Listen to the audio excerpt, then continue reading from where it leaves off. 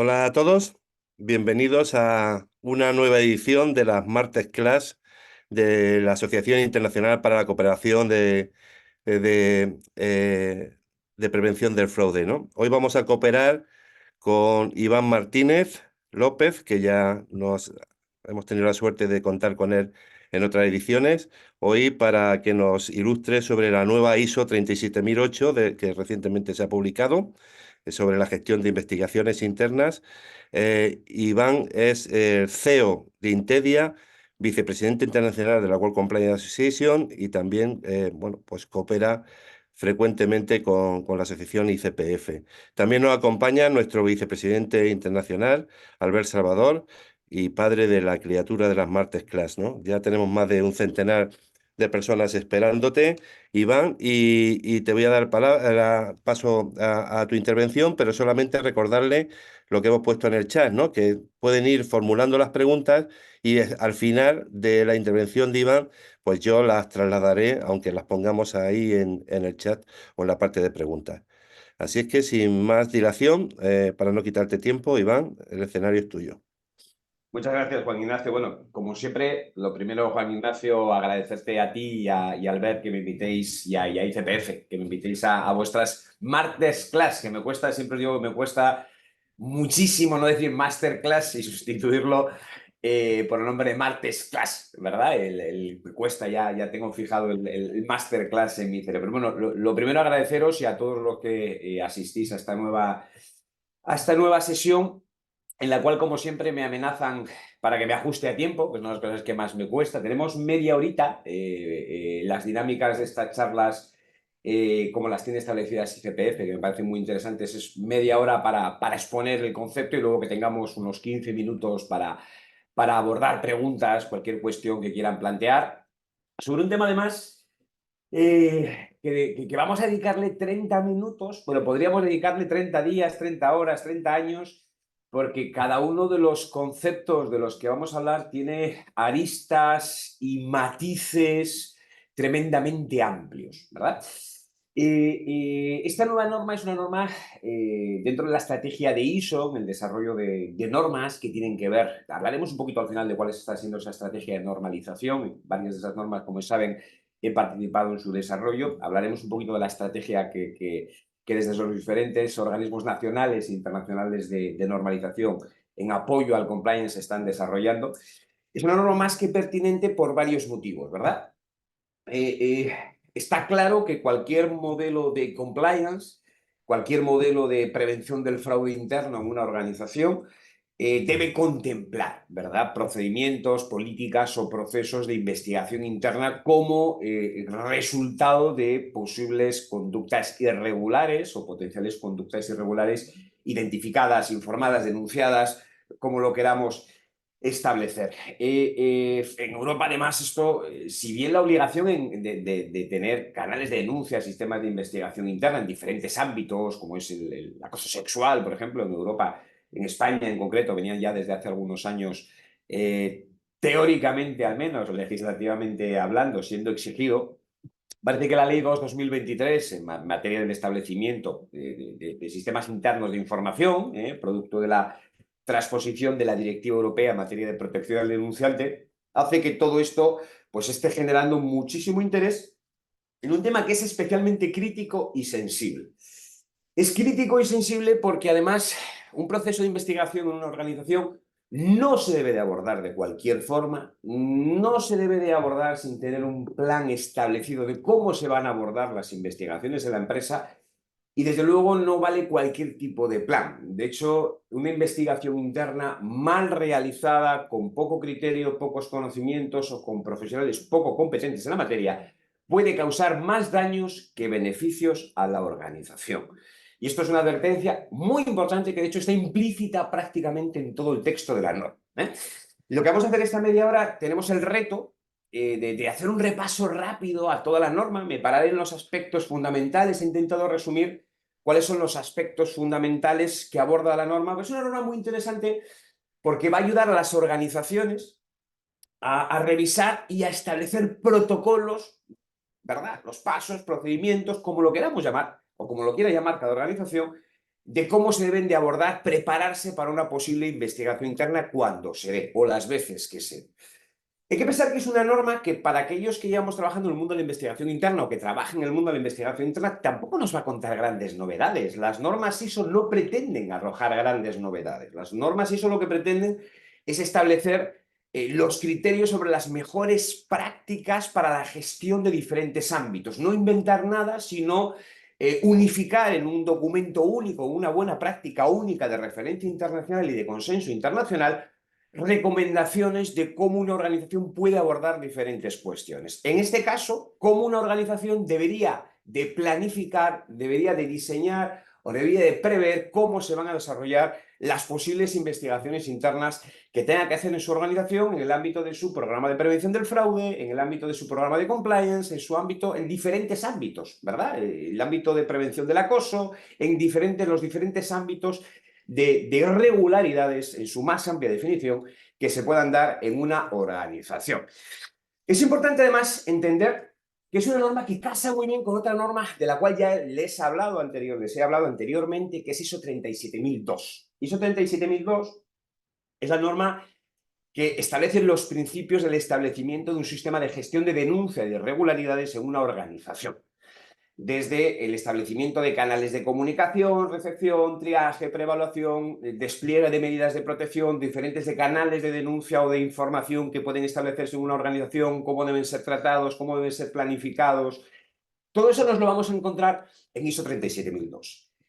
En ISO 37002, cuando llegamos al apartado de investigaciones, lo toca, pero lo toca de una manera muy somera, muy superficial, ¿verdad? Ya en previsión de que esta norma iba a ser complementada con la ISO 37008, publicada en julio de este año. Realmente, para el entendimiento completo de un sistema de denuncias, en el caso de que la investigación sea disparada por una denuncia y no por una conducta identificada internamente en la organización, el complemento correcto sería ver al completo 37.002 con 37.008, ¿correcto? Con lo cual, insisto que 37.008 es el complemento perfecto a 37.002. Hay que pensar que 37.008 como tal no es una norma, es una buena práctica, es una especificación técnica, que es como lo llama ISO en este caso. Los efectos prácticos no tienen mayor relevancia. Es una especificación técnica, es un documento abierto, una primera propuesta normativa, o una especificación técnica sujeta a actualizaciones, modificaciones, pero como tal tiene la misma función de que cualquier norma no certificable, como es el caso de ISO 37002. ISO 37008 define la investigación interna como un proceso profesional para la determinación de hechos, iniciado para una o varias organizaciones, en relación con irregularidades o presuntas irregularidades, ¿verdad? Para determinar conclusiones en ese efecto, ¿verdad? Eso es lo que queda definido como investigación interna. ¿Cuál es el alcance de 37.008? ¿Qué cuestiones nos vamos a encontrar en 37.008? Primero, ¿cuáles son los principios sobre los cuales debe apoyarse una investigación interna? Esos principios que luego vamos a desarrollar de una forma rápida, pero sí que es importante tocarlo, porque son la base de cualquier política de investigación que se quiera desarrollar en una organización, tienen que ver con la independencia, la confidencialidad, la competencia y la profesionalidad, la objetividad y la imparcialidad, y la legalidad y la licitud. Se opera bajo esos principios fundamentales. Nos vamos a encontrar en 37.008 qué mecanismos de apoyo se deben de planificar o abordar para el desarrollo de investigaciones internas, cómo abordar políticas, procedimientos y procesos para llevar a cabo una investigación en la organización. Para mí quizás es el apartado donde nos vamos a encontrar cuestiones más prácticas a la hora de diseñar una estrategia, un procedimiento de investigaciones internas en una organización, cómo abordar la notificación de los resultados de una investigación interna y cómo abordar la aplicación de las posibles medidas correctoras y de mejora que haya que aplicar como resultado de esa investigación interna.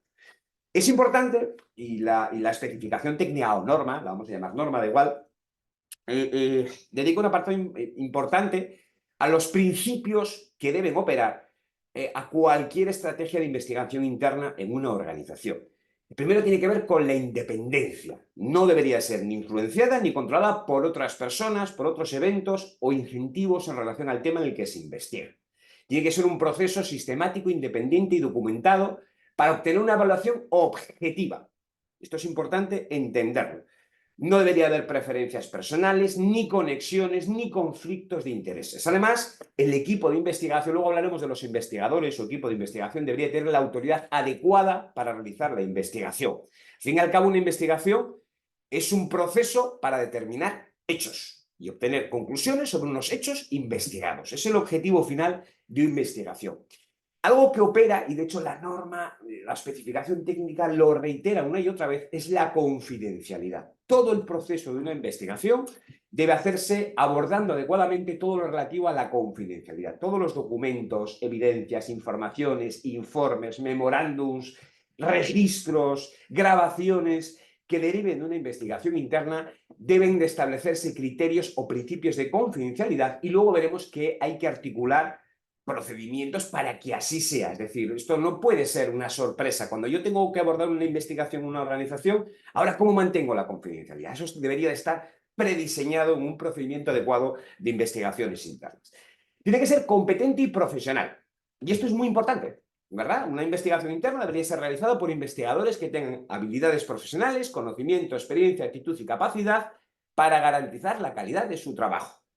Luego veremos que la propia especificación técnica habla de que una organización debe de abordar una investigación interna bajo la perspectiva de que es un asunto con el riesgo alto de terminar judicializado.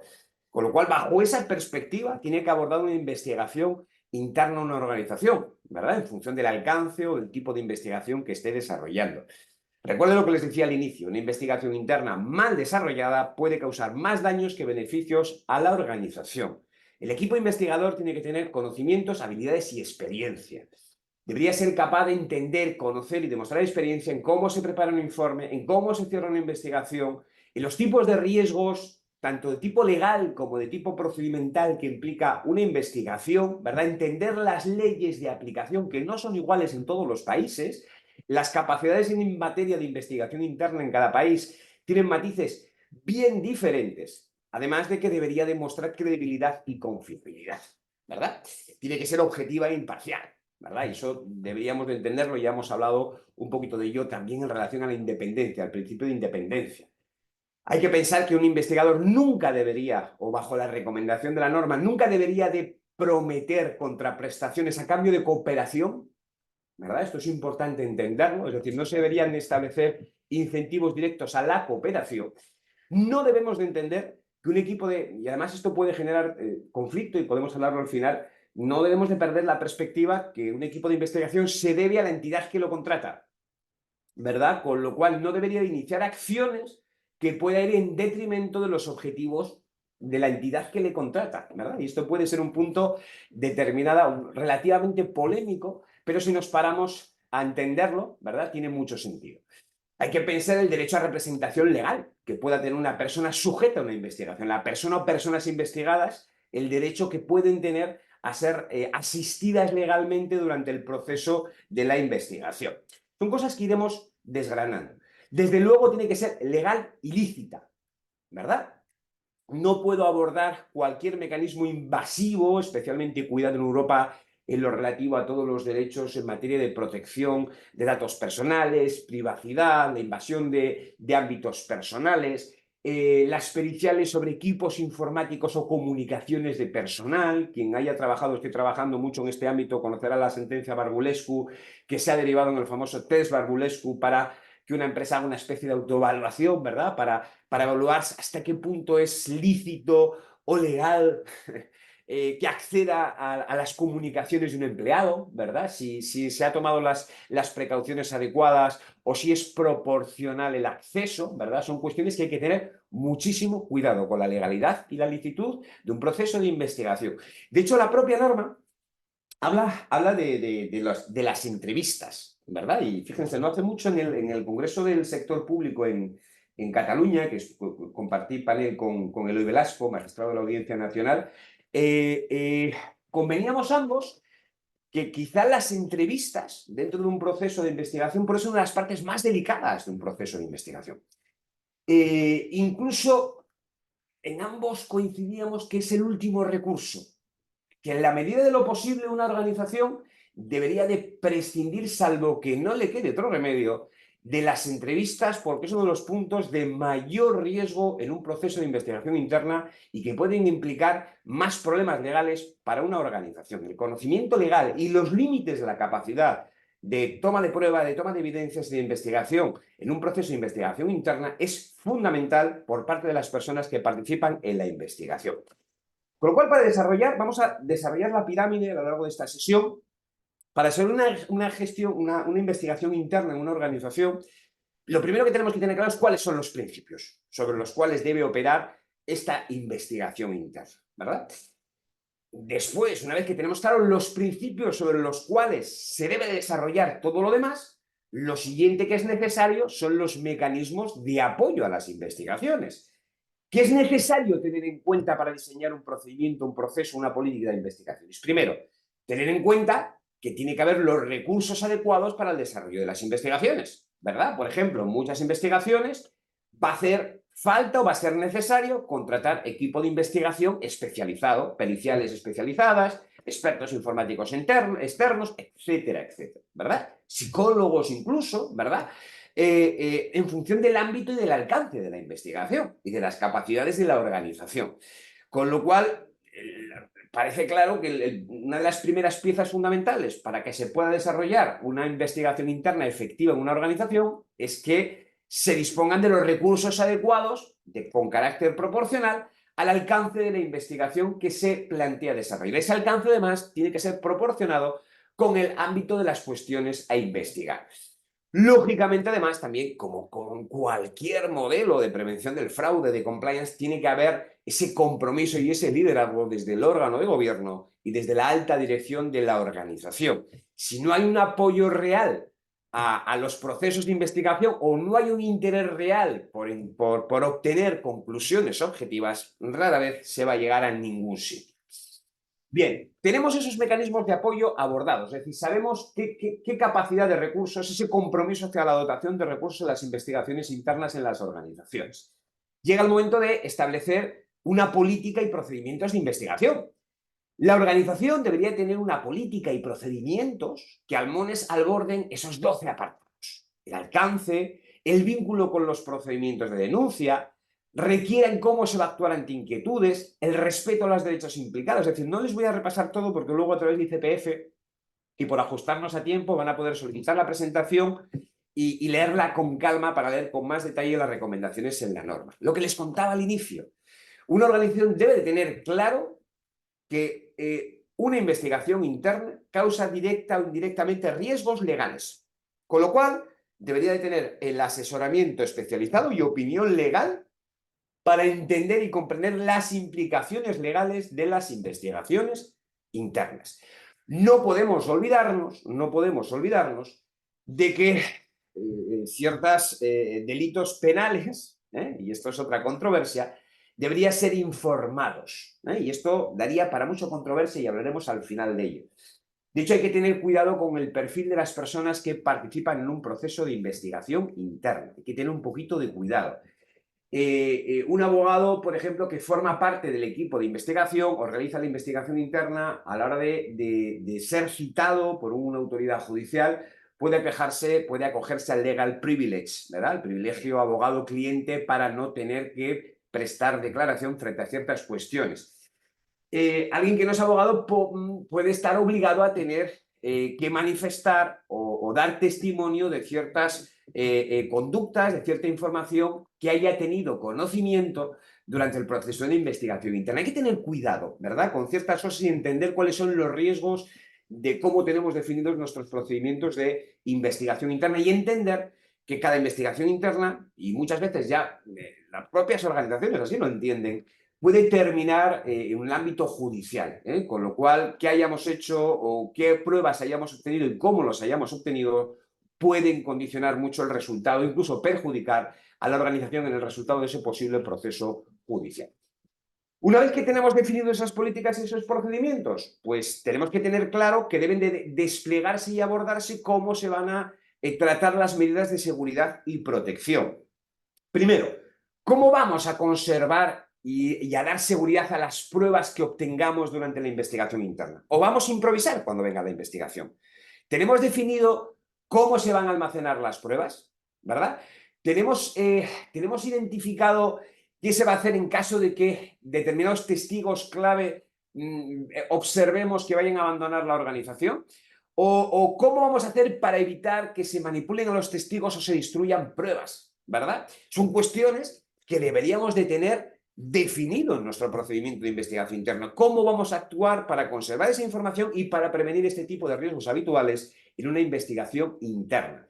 Segundo, dentro de esas medidas de protección, ¿cómo vamos a proteger y dar apoyo a todo el personal que participa en esas investigaciones, ¿verdad? Incluso al equipo investigador, ¿cómo le vamos a proteger de amenazas, de represalias, de presiones, incluso a los testigos de una organización, ¿verdad? Yo he visto investigaciones donde todo el mundo en una oficina sabía que llegaba el investigador y con carácter confidencial citaba a 3 personas de la organización. De repente todo el mundo ya sabía, ¿verdad? ¿Quiénes eran los testigos de ese proceso de esa conducta que se estaba investigando? Hay que tener cuidado con este tipo de cuestiones para proteger frente a cualquier tipo de represalia o presión a cualquier persona que forme parte de una investigación. ¿Cómo vamos a prevenir esas represalias, verdad? Y además, ¿cómo vamos a proteger el bienestar físico y psicológico de cualquier persona que participe en la investigación? Esos 4 apartados básicos tendríamos que tenerlos definidos. Insisto, en esta norma nos va a ser útil sobre todo para revisar nuestros protocolos de investigación interna, para ver, yo tengo definido cómo voy a almacenar mis pruebas y cómo voy a conservarlas frente a adulteraciones y conservar la prueba, ¿verdad? O tengo definido cómo voy a proteger frente a represalias a los testigos o frente a presiones de testimonios a los testigos a los cuales se quiera citar una entrevista. Tengo establecido cómo voy a evitar que se eliminen pruebas que terminen resultando claves y que se puedan adulterar o eliminar antes de que yo llegue a ellas, ¿verdad? Tengo definido eso en mi protocolo de gestión de investigaciones internas. Esa norma me va a servir para hacer ese checklist de cuestiones que debería de revisar en mi proceso de investigación interna. Bien, tenemos abordadas o tenemos definidas cómo vamos a abordar esas medidas de seguridad y protección. Llega el momento de desplegar el proceso de investigación. Un proceso de investigación adecuado tiene una serie de etapas mínimas que hay que abordar, ¿verdad? Primero, hay que designar a un equipo de investigación. Primero, habrá que definir quién tiene la competencia para designar el equipo de investigación, ¿verdad? ¿Quién va, cuando hay algo que investigar, quién tiene la autoridad y la competencia en la organización para designar al investigador o al equipo investigador? Habrá que tenerlo definido, ¿verdad?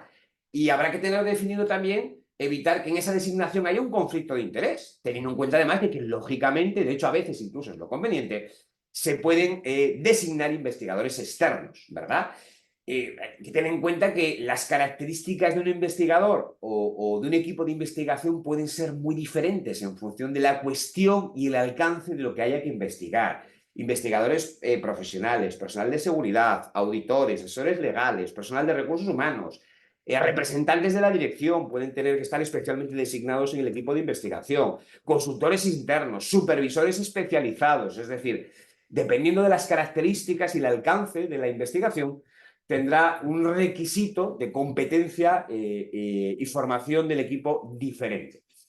También conviene definir, ¿correcto?, a quién hay que reportar qué está pasando en la investigación. Es decir, junto con la designación y definir quién va a designar el equipo de investigación, habrá que decirle en ese equipo de investigación a quién tiene que ir informando en la organización de lo que va pasando en la organización, ¿verdad? O simplemente llega el director y dice, cuénteme qué está pasando al investigador. O no tiene que informarle. O tiene que informar a compliance, o tiene que informar a auditoría interna, o tiene que informar a dirección legal. ¿A quién tiene que informar? ¿Y cuándo y de qué cosas? ¿Verdad? Pues eso conviene definirlo, incluso la periodicidad o qué tipo de asuntos pueden requerir un reporte urgente y a qué función de la organización tienen que ser reportados diferentes momentos de la investigación interna.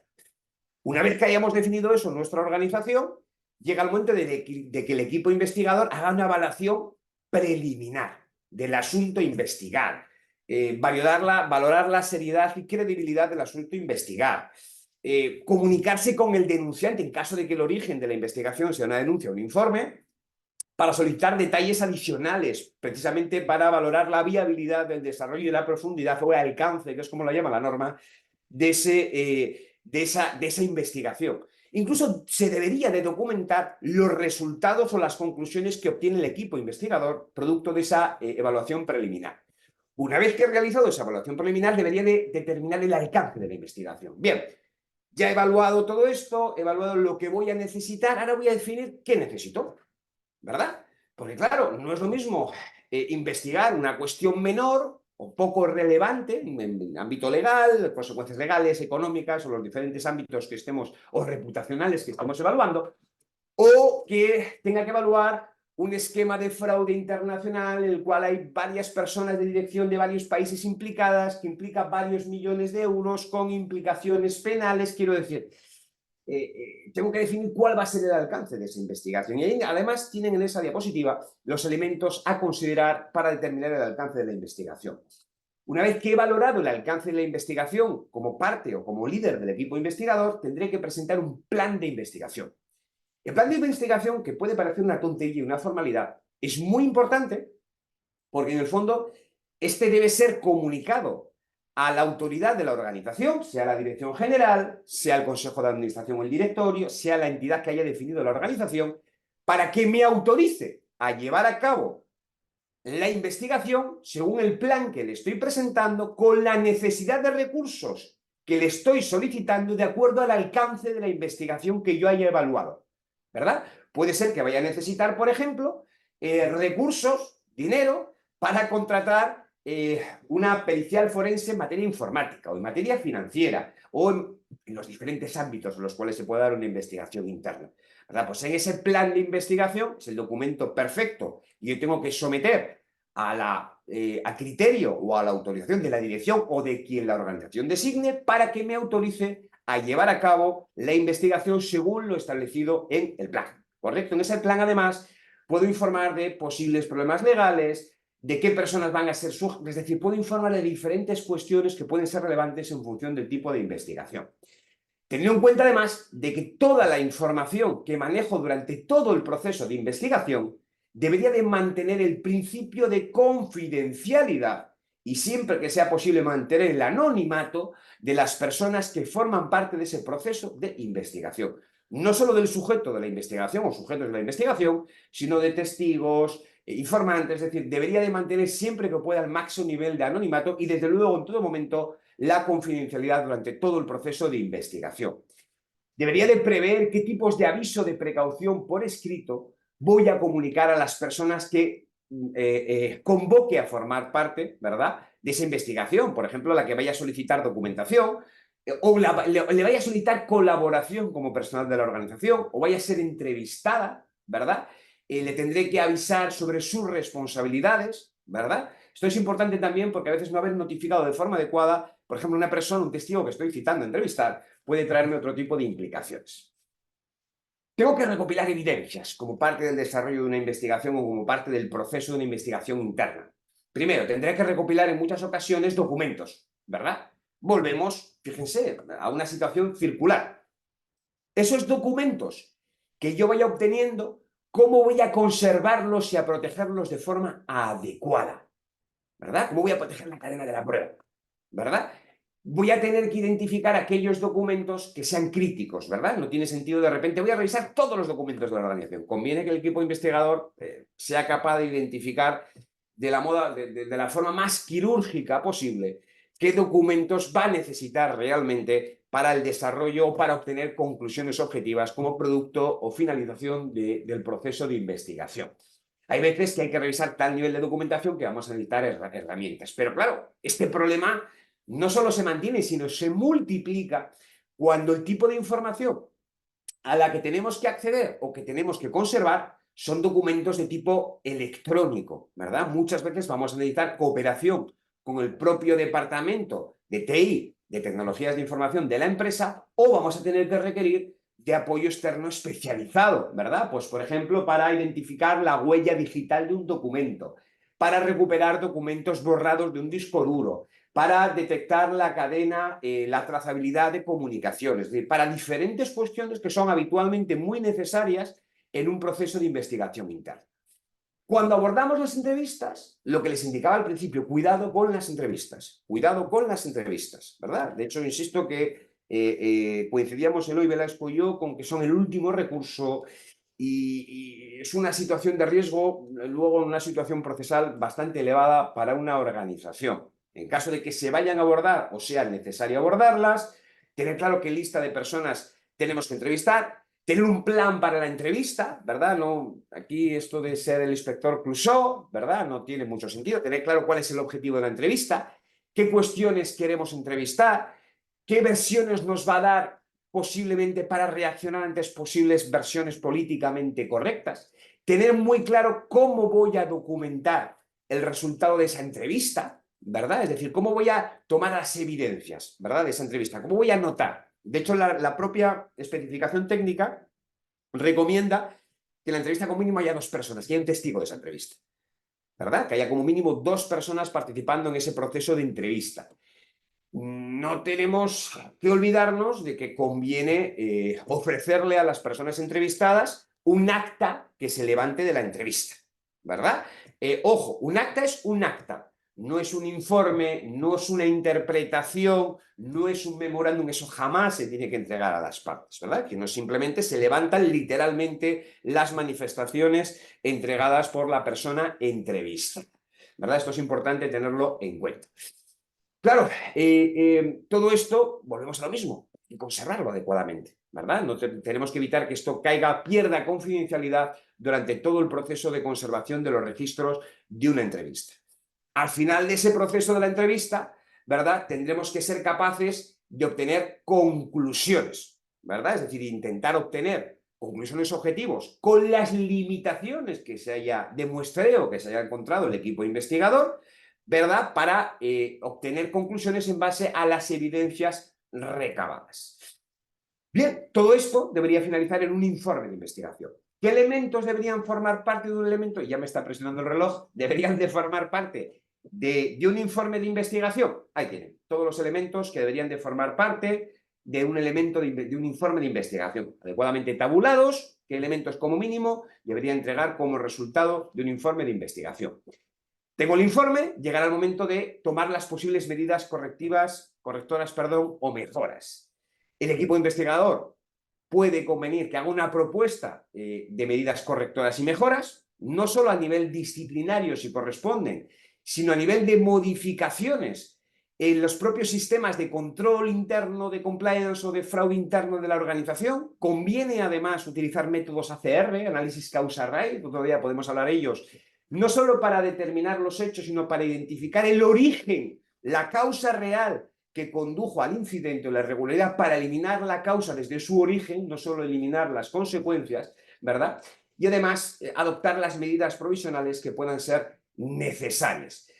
Debería de recomendar al equipo de investigador, cuando así se solicita, un plan de remediación e incluso supervisar ese plan de remediación, ¿verdad? Es decir, supervisar no tiene por qué ser el equipo de investigador, muchas veces es una función que se le encarga al propio oficial de cumplimiento, a la propia función de cumplimiento, a control interno, dependiendo de las características de la investigación interna.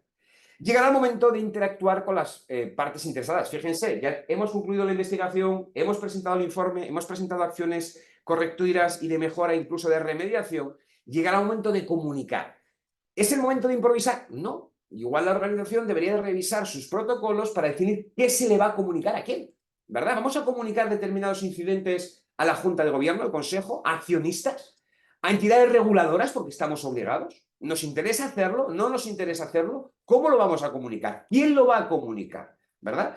Esto, de hecho, es uno de los temas más controvertidos. Por ejemplo, la comunicación con las autoridades.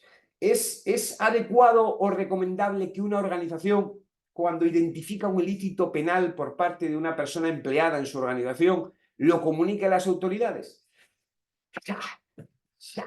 Si nos atenemos a lo que dice la ley 2/2023, cuando menos es discutible, parece que sí. Sin embargo, tenemos los derechos constitucionales, ¿verdad? Que la autodefensa, la no autoincriminación, ¿verdad? Que ponen bastante en duda, cuando menos, eso de que una empresa tenga que autodenunciarse. Con lo cual, habrá que tener muy claro. Fíjense, yo, por ejemplo, conozco una organización, y es real, que el Consejo de Administración, el directorio, en este caso una empresa latinoamericana, por acuerdo de órgano de gobierno, ha adoptado a la función de cumplimiento, al compliance officer, de la competencia y la capacidad de presentar directamente denuncia a las autoridades si identifica que cualquier persona, miembro del directorio, está cometiendo una conducta irregular sin permiso ni notificación al directorio.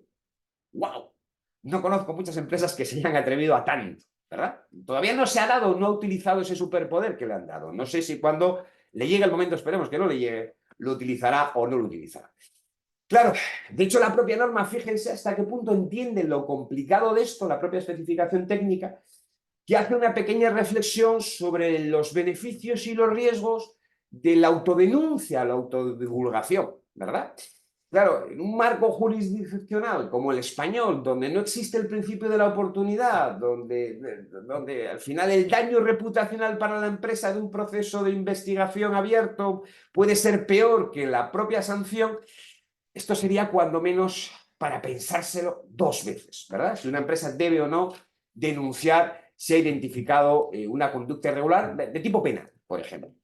Bien, pues fíjense, hemos hecho un rápido repaso, creo que solo he pasado 5 minutos, ven que el reto era difícil hacerlo en media hora, sobre todas las cuestiones que una organización debería de abordar a la hora de revisar o establecer cuáles son sus protocolos o políticas de investigaciones internas. Como conclusión final, a mí me gustaría decir que sobre todo es importante que una organización no improvise, ¿verdad? Muchas organizaciones tienen sus procesos de gestión de denuncias, sus políticas, sus procedimientos, como lo quieran, como lo tenga documentado cada organización, y sin embargo apenas tiene desarrollado cómo va a abordar una investigación interna cuando se tenga que dar. Esta norma les va a servir para hacer un pequeño checklist de qué cuestiones debería de considerar, si usted quiere, no tiene por qué considerarlas todas, pero algunas seguramente que sí, para definir su protocolo de cómo va a actuar su organización cuando tenga que realizar de verdad una investigación interna y evitar improvisar, que puede causar más daño a la organización que beneficio. Les contaba al principio, ya para terminar, y luego pasamos a la ronda de preguntas, la estrategia que está desarrollando ISO, ¿verdad? Muchos de ustedes ya sabrán, les vengo diciendo desde hace años, que la gran norma madre de compliance es ISO 37301, de la cual, fíjense, están colgando, ¿verdad? Esa norma de compliance que es cumplimiento de cualquier cosa, resumiéndolo, de esa norma cuelgan otras, ¿verdad? Que lo que hacen es centrarse en diferentes aspectos de cumplimiento, como 37.001, que aunque precede a 37.301, se centra solo en el ámbito del soborno y la corrupción, 19.601 para el modelo de los delitos penales españoles, muy aplicable también en otros países, 19.602 para los riesgos de tipo tributario, 603, que es la nueva norma de compliance libre de competencia en la que también participé en AENOR y su desarrollo, 19.604, compliance sociolaboral, otra cuestión muy relevante para las organizaciones, pero tenemos debajo otra serie de normas de soporte, ¿verdad? Algunas de ellas ya muy conocidas, otras de ellas en cocina. 31.000, gestión de riesgos. La gestión de riesgos, el cumplimiento, el fraude, van de la mano, ¿verdad? Con lo cual hablar de todo este tipo de cuestiones sin tener en cuenta una norma de referencia como COSO, un modelo como COSO o 31.000 es absurdo. 37.002 les ha hablado del enlace, 37.008 la que hemos hablado hoy. Pero tenemos otras en cocina muy relevantes. 37.003. En los próximos meses estoy seguro que Juan Ignacio y Albert me invitarán a hablar de la próxima 37.003. Gestión del fraude interno. Está en cocina. Ya está el próximo DIS, que en breve pasará a fase de consulta pública. 37.009, muy interesante también, conflictos de intereses. Un tema muy controvertido, cómo evaluar la efectividad de un programa de compliance, ¿verdad? 37.302 en cocina, ¿verdad? Y también tenemos en cocina otras como 37.303 para la gestión de competencias y desarrollo personal. Bueno, pasamos a la ronda de preguntas. Voy a dejar de compartir. ¡Ay, casi me he ahogado, Juan Ignacio! Para la No, próxima, por favor, darme 40 minutos. no, no te podemos decir nada porque te tomas el tiempo que quieres, pero además muy ajustado a la realidad y al interés del tema. En primer lugar, Iván, pues de verdad agradecerte como siempre tu generosidad en compartir tu experiencia, porque esta presentación no solamente es la transcripción del inglés al español, sino que le has puesto, le has añadido todo tu conocimiento, que es mucho, de toda la elaboración de la ISO, porque puede ser perderse uno, pero tú sí que extractas y pones el foco en lo que de verdad interesa, ¿no? Y bueno, pues en este sentido, como tú bien has dicho al principio, pues esto está dicho, pero el que estipulemos y le demos forma, pues es una cosa buena que nos ayuda a todos a beber en la misma fuente, ¿no? Mm. Y sin más, voy a proceder a ir planteándote algunas preguntas que nos han hecho en la parte de preguntas y respuestas para que, bueno, una de las primeras que nos decían es, ¿dónde se puede adquirir la ISO 37008 en español? Pues se puede obtener, yo creo que en español, a ver, hay que pensar que es una norma relativamente reciente, ¿eh? Es decir, es una norma de julio y todavía no está disponible en español. Yo os la he mostrado en español. De hecho, luego a través de ICPF podéis solicitar una copia donde prácticamente en la presentación trato casi todo, ¿verdad? No me he parado a contarlo todo ni a profundizar en todo, porque entonces, insisto, nos llevaría 30 días, pero vale la pena que soliciten la presentación y la revisen con calma, ¿eh? A quien le interese el tema y le parezca relevante, porque va a obtener detalles muy interesantes y matices muy interesantes que quizá hoy por cuestiones de tiempo no he podido, pero se puede obtener a través de ISO, directamente a la página de ISO o de AENOR, que si bien el organismo normalizador en España es SUNE y comercializador de normas en España, bueno, la comercialización la hace a través de AENOR, pero todavía está en inglés, todavía está en inglés. Eso te iba a decir que todavía que has hecho un gran esfuerzo en facilitar la información clave en español y por tanto, como es normal en la asociación ICPF, lo que sí hacemos porque, bueno, dentro de la asociación lo que queremos es difundir y promover pues la lucha contra la corrupción y el fraude. En este sentido, pues todas las webinars que tenemos se quedan grabadas y están a disposición de todos ustedes. Ahora sí es verdad que hacemos una distinción de la gente que son asociados o la gente certificada que les facilitamos información adicional, pero bueno, lo que estamos es que luego pueden repasar la presentación de Iván en la página web del ICPF, ¿no? Me preguntan también, ¿es necesario en pro de la profesionalidad e independencia de la investigación contar con un detective privado autorizado según la Ley de Seguridad Privada? Eso es otro tema de gran polémica, ¿eh? Yo tengo muchos amigos y colaboro bastante con el mundo de la investigación, de los investigadores privados profesionales, y es un tema polémico por los límites y las competencias. Yo creo que en función, hablaba un poco, claro, cuando hablamos de investigaciones y doy tantos datos, parece que siempre hablamos de mega investigaciones internacionales. No, una organización puede darse cosas chiquititas que investigar y en función de la complejidad, de la naturaleza del alcance a investigar y del nivel de valor de la prueba que una organización vaya a necesitar en un posterior proceso judicial, por supuesto que yo contaría con el tipo de pruebas que desee obtener, por supuesto que yo participaría o haría participar a un investigador privado, sin duda. Por ejemplo, en el ámbito laboral ha demostrado más que sobradamente su eficacia. Depende. Yo soy un poco, aquí decimos gallego, pero gallego de Galicia, ¿no? Aquí ya sabéis que en Latinoamérica todos los españoles somos gallegos, pero perdonadme si os respondo depende. Es como si me preguntan, oye, ¿vaya a ser necesario un experto en fraude contable? Depende del ambiente, del asunto a investigar, ¿verdad? Pero hay muchos casos donde la participación de un investigador privado es más que necesaria. Sí. Bueno, también no sé si me presento al principio, soy Juan Ignacio Ruiz Zorrilla, presidente de la asociación ICPF, y es un concepto, como dice Iván, muy tedioso. Lo importante es hacer la investigación, pues cumpliendo y haciendo las cosas bien. De hecho, en el ICPF, una de las cosas que hacemos es preparar a la gente con un certificado internacional de experto antifraude que avala, siguiendo también las normas 17.024 porque nos tenemos que aplicar también normas de hacer las cosas bien, gente que tiene las suficientes garantías para liderar una investigación. Y luego, lógicamente, dependiendo de las características, si es un investigador detective privado, si hay que hacer Y teniendo en cuenta un blanqueo el tipo, claro, teniendo en cuenta el tipo de prueba, el valor de la prueba en posibles instancias judiciales, es decir, por eso es la importancia cuando hablamos de competencia del equipo investigador, que es una expresión así como ambigua. Yo cuando participo en investigación tengo que saber hasta dónde puedo llegar y dónde necesito la participación de un profesional especializado en diferente ámbito, porque si no, en un ámbito concreto, porque si no se puede ir todo al suelo. Entonces, hay que Por tener eso digo cuidado. que no es la parte, porque esto es un diálogo que me gustaría pues, dejarlo claro. Por ejemplo, la certificación internacional de experto antifraude te avala para llevar eso, pero lógicamente si uno va a analizar un forense de un asesinato, va a necesitar un forense experto en el asesinato, o si va a necesitar un Bueno, blanqueo de ahí yo capitales. recomendaría no investigar, ponerlo directamente en conocimientos. Recomendaría. Por eso que digo que cuidado, ¿eh? Hay veces que directamente a mí me han llegado cuestiones a propuesta de investigación que digo, no, esto mira, con el nivel de evidencia que ya me trasladáis, ni investigación ni leches, directamente a autoridades judiciales. Quiero decir, creo que hay que tener cuidado, ¿eh? A veces la dilación en la presentación de la prueba de la denuncia incluso puede perjudicar a la empresa en diferentes ámbitos. Hay que tener cuidado. Igual que con lo de la cooperación. Depende del ámbito. Estamos hablando de un tema de prácticas anticompetitivas. ¿Me puede interesar o valorar acogerme en este caso a un programa de colaboración con la entidad reguladora de la CNMC, por ejemplo, en España? O en Indecopi, en Perú, por decirlo de alguna manera. Tengo que valorarlo. Igual me puede interesar o no, o me puede perjudicar mucho. Es decir, hay diferentes cuestiones y diferentes aristas que en función del tipo de investigación tienen muchísimos matices.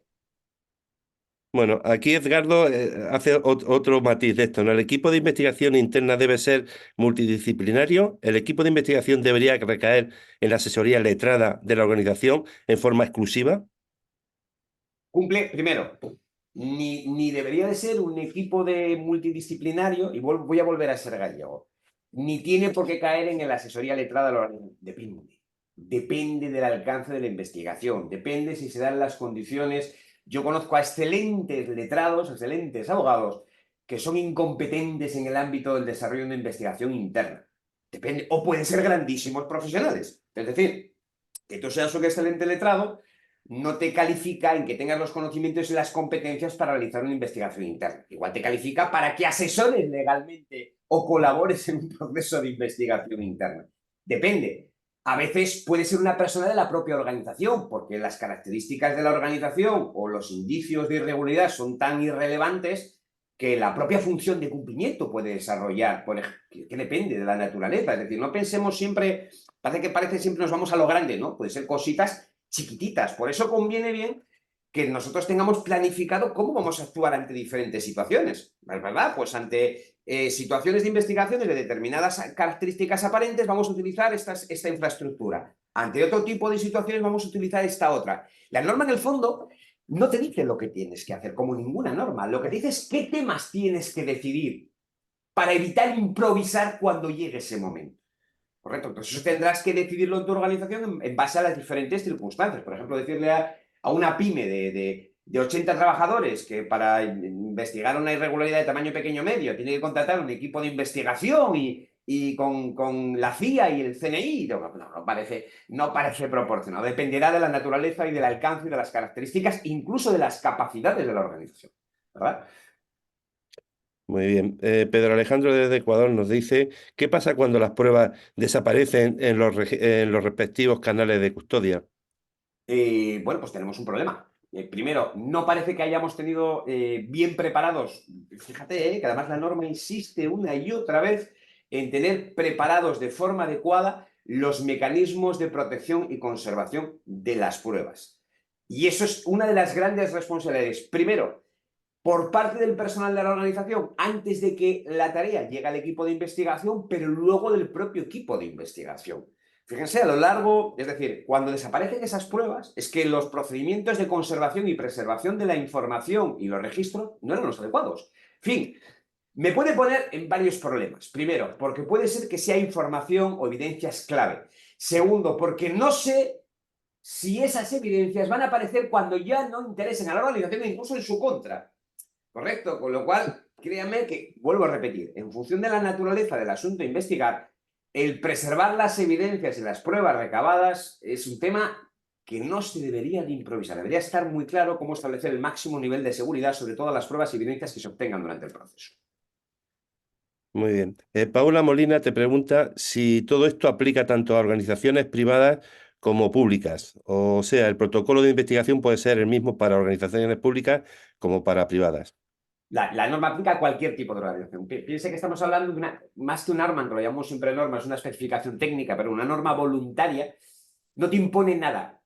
Una norma lo que te dice son una buena práctica que tú puedes adaptar lo que tú quieras a la organización, al completo, porque adaptarías la buena práctica completa, o aquellas partes que tú consideras aplicables a la organización. En el fondo, la norma no nos descubre la pólvora, ¿eh? No cuenta grandes novedades de cómo se debe desarrollar una investigación interna. Lo que nos dice es cuál es la estructura básica y qué temas tengo que considerar. Con lo cual, aplica una privada, ocupa una pública, aplica una pyme, aplica una multinacional exactamente igual. Luego, claro, las capacidades y la profundidad con la que se aplican diferentes temas dependerá del tipo de organización, ¿verdad? Por ejemplo, hablamos en el debate en el Congreso del Sector Público, hablábamos sobre el derecho o no de la autodenuncia, ¿verdad? De una organización, que para mí es indiscutible cuando estamos hablando de una entidad privada, pero cuando estamos hablando de una entidad pública, ¿tiene derecho a no divulgar a autoridades judiciales un delito para protegerse una entidad pública? Para mí sería discutible eso, ¿verdad? Con lo cual, eso ya no es un tema de la norma. Eso es un tema ya de contextualizar dónde estamos aplicando la especificación técnica o la norma. Aquí nos piden también, como tu no aparte de experto en ISO, aparte de investigador, ¿no? ¿Cómo recomiendas documentar una denuncia verbal en donde el denunciante no quiere dejar por escrito y quiere que se maneje el asunto bajo anonimato y confidencialidad? A Es ver, decir, yo huiría siempre yo siempre en la medida de lo posible huiría de las denuncias verbales. Es la recomendación que siempre está. Por lo segundo, parte de la propia ISO 37002, que digamos es la norma que enlaza con 37008, es que las personas de la organización, que por supuesto, por su cargo, por su posición en la organización, sean susceptibles de recibir denuncias verbales, ¿sí?, estén adecuadamente formadas para saber cómo tratar esa denuncia. Lo lógico es que el sistema de gestión de denuncias, que yo siempre recomiendo que sea un sistema electrónico y seguro, por ejemplo en Interia utilizamos uno propio que es Ofidia, pero hay muchos en el mercado, permita que se registren en nuestro sistema denuncias o informaciones comunicadas verbalmente para que los riesgos de pérdida de confidencialidad solo se den en ese momento. Pero a partir de ahí se mantengan todos los niveles de confidencialidad, encriptación, tratamiento a la privacidad, etc. Con lo cual lo que considero es que cualquier persona de la organización reciba una denuncia verbal, automáticamente lo ponga en conocimiento de la persona autorizada en la organización para gestionar denuncias, muchas veces es el compliance officer, no tiene por qué ser así, para que a partir de ahí las trate según el procedimiento. Si no lo tiene claro una organización, lo primero que le recomendaría es que debe de revisar su procedimiento de denuncias, porque es muy habitual recibir denuncias verbales donde la gente dice, yo te lo quiero contar, pero no quiero que quede por escrito en ningún lado. Entonces, yo te lo cuento, no quiero que nadie sepa que soy yo. Claro, tienes que tener muy claro que tienes que hacer ello. Si tu procedimiento de gestión de denuncias no tiene claramente establecido cómo actuar, revísalo. muy bien. Alejandro Ismael nos dice si le puedes dar algún consejo sobre cómo alimentar la matriz de riesgo de compliance a partir de las denuncias generadas. Sencillo, es decir, tanto en 37.002 como en 37.008, sobre todo los que yo soy un híbrido que he trabajado tanto en control interno como en normas ISO, es decir, como en diferentes ámbitos normativos, pero en las normas ISO tenemos la orientación a procesos. No nos podemos olvidar que la gestión de denuncias y la gestión de investigaciones internas son un proceso o actividad de la organización. Y como tal, deberían estar mapeadas, igual que es la fabricación, que es la venta, que es la dirección, que es la administración, por simplificarlo, la gestión de denuncias es otra actividad de la organización. Y como tal, debería estar en nuestra estructura de matriz para que, una vez identificado ese proceso, esa actividad, identifiquemos los riesgos de pérdida de confidencialidad, de falta de competencia, de pérdida de anonimato, de revelación de pruebas, para a partir de ahí desarrollar los controles para tratar los riesgos específicos derivados de la gestión de denuncias y de los procesos de investigación. Muy bien. Rodrigo Francisco nos pregunta, ¿cuáles son los mayores riesgos que prevés puedan suceder durante la entrevista con testigos o peritos durante un procedimiento de investigación interna? Bueno, para empezar que haya manipulación en la respuesta. Es decir, el inducir un tipo de respuesta, el que luego te acusen de que has manipulado los testimonios, el que pierdan la validez. Hay que pensar que este tipo de pruebas muchas veces pueden servir a la organización para obtener sus propias conclusiones, pero rara vez al menos en la jurisdicción española, insisto, al menos en la jurisdicción española, luego esto en cada país, hay muchos países, por ejemplo, el polígrafo sigue siendo legal y hasta obligatorio se puede aplicar. Aquí, acá no, acá el polígrafo suena como a silla eléctrica, más o menos, en España, para que se hagan una idea, ¿verdad? Hay que pensar que, por ejemplo, en ámbitos tan garantistas como el español, una entrevista te puede servir para obtener conclusiones internas, pero rara vez te va a servir como prueba eficaz en un proceso judicial.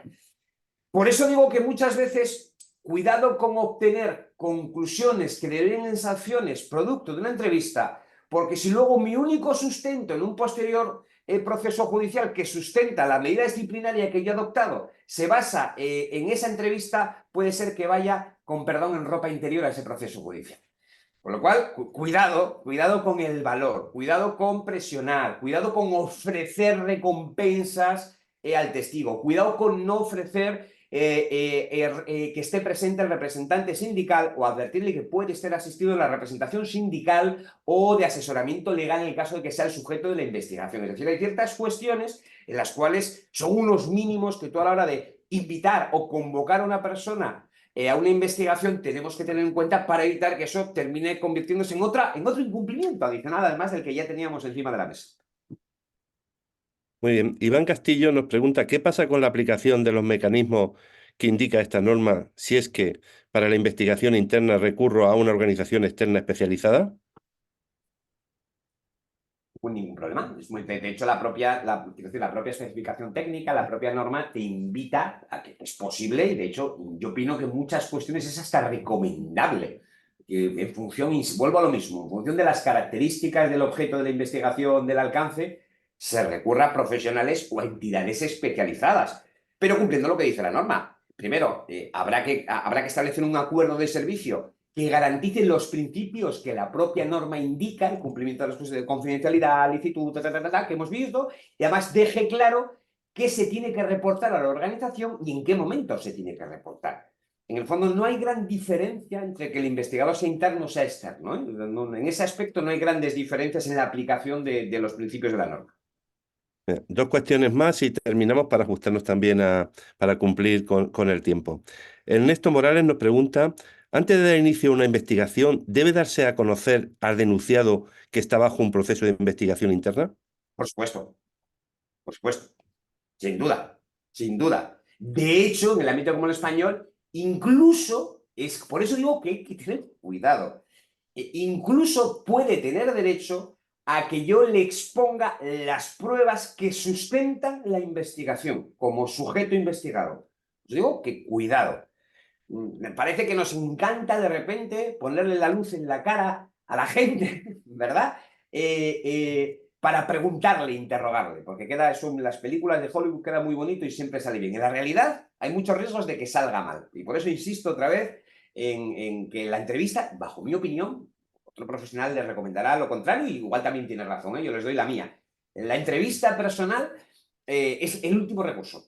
Es el último recurso y solo si es necesario y además en caso de que llegue a ella, muy bien documentado y muy bien soportado. Ojo, yo puedo tener que compartir con esa persona las pruebas que sustentan la investigación o la acusación, teniendo en cuenta siempre el respeto al derecho de privacidad, confidencialidad o anonimato de la persona que facilita esa información. Muy bien, y ya para terminar, Iván, Eliseda Vilena nos pregunta respecto a la denuncia verbal. Dado que el que la recibe forma parte de la conversación, entiendo que sería legal grabarla según el derecho vigente en España y con ello garantizar el contenido literal de la denuncia. Sí, de hecho, con consentimiento expreso de la persona y una manifestación expresa, y de hecho evidente que se puede ser en la propia grabación, es perfectamente lícito. Perfectamente lícito, y de hecho la propia norma indica que muchas veces las transcripciones a través de una grabación es el medio más recomendable para garantizar que se levante un acta fiel del contenido de esas entrevistas. Simplemente, ojo en España y en Europa, con todos los temas, insisto, de la protección de datos. Tenemos en España una agencia española de protección de datos bien mordiente, con lo cual mucho cuidado con pisar donde no se debe en materia de invasión de los derechos de privacidad, pero con consentimiento expreso y luego teniendo mucho cuidado con como si fuera un documento, ¿dónde voy a conservar esa grabación? ¿Dónde la voy a proteger? ¿Dónde? Se puede hacer sin ningún problema, incluso a veces es lo conveniente. Bueno, pues también comentar que las herramientas que has dicho, que hay muchísimas en el mercado, por no decir que facilitan estas cosas, incluso distorsionan la voz que se puede dejar grabada para que no se pueda reconocer a las personas. La verdad es que hay, o contactas con la persona, es decir, que hay bastantes facilidades para poder hacer las investigaciones de forma anónima y confidencial y que no se reconozca a la persona, ¿no? Han vuelto a preguntar pues, sobre la participación, como decía. Toda esta grabación, como otras veces la tenemos en la página web de la asociación ICPF y la podrán revisar, pues todo porque no es gratuita y la podrán tener a disposición.